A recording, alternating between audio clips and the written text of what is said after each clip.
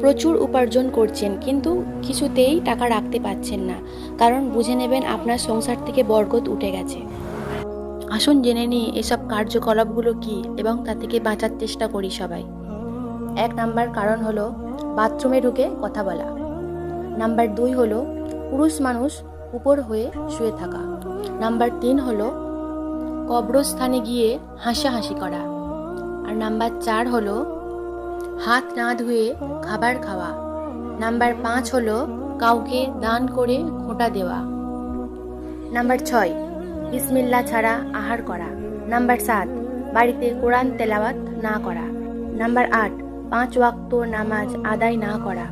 Number 9 হলো যেই বাড়িতে পুরুষের থেকেও নারীর গলার আওয়াজ বেশি জোরে শোনা যায়। আমরা এই সমস্ত কাজগুলোকে বর্জন করে নিজেদের সংসারে বরকত ফিরিয়ে আনবো ইনশাআল্লাহ। ভিডিওটা ভালো লাগলে লাইক এবং সাবস্ক্রাইব করে পাশে থাকবেন।